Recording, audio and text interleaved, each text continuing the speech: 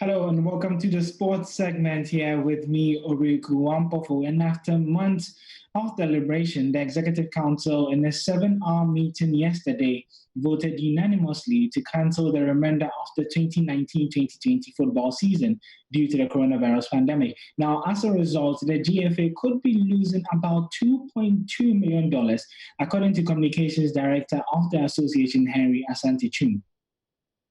Communications Director of the Ghana Football Association, Henry Asante-Chum, has disclosed that his outfit has lost a staggering amount of $2.2 million due to the cancellation of the 2019-2020 season. On Tuesday, the Executive Council of the Ghana FA cancelled the 2019-2020 campaign amid the coronavirus crisis, which has ravaged sporting activities in the country since March. MTN made a 1.1 million Ghana cedis investment in the FA Cup so far, 800,000 cedis in cash and 300,000 cedis in products. StarTimes would have invested a little in excess of 1 million Ghana cedis, of which they had made partial payments already. The projections from NASCO for their products was estimated at $1.1 million, and the Football Association spent at least 6,000 cedis on every match day.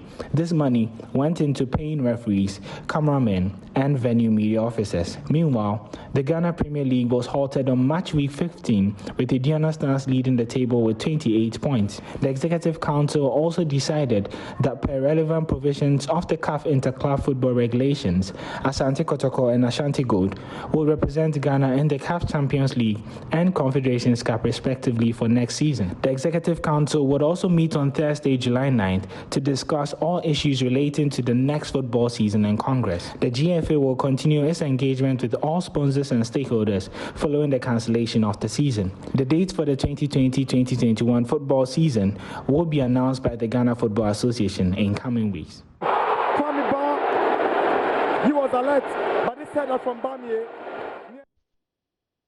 Well, the news that every football stakeholder was waiting for, but we'll be getting more perspective on that story at 2 p.m. on Sports today. I will be speaking to players and administrators as well and what they do think about the cancellation of the league. But before we do go, there was also a big meeting elsewhere in Africa as the CAF Executive Committee held a meeting via video conference to discuss the future of competitions and other related issues following the COVID-19 pandemic.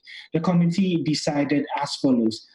The Total Africa Cup of Nations, which is supposed to be held in 2021 in Cameroon, after consultation with the stakeholders and taking into consideration the current global situation, the tournament has been rescheduled for January 2020. The date for the final tournament and the remaining matches of the qualifiers will be communicated in due course. For the CHAN, which is also supposed to happen in Cameroon in 2020, the final tournament has been postponed to January 2021. It will still be held in Cameroon.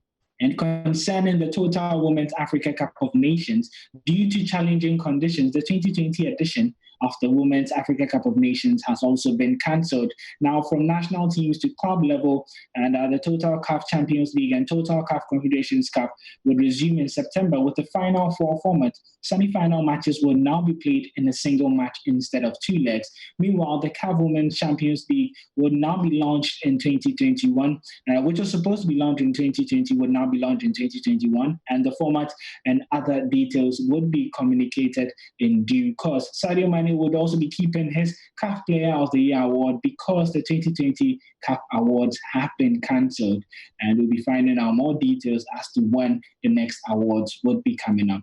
But that will be wrapping it up for the sports segment here. My name is Eric Wampofo.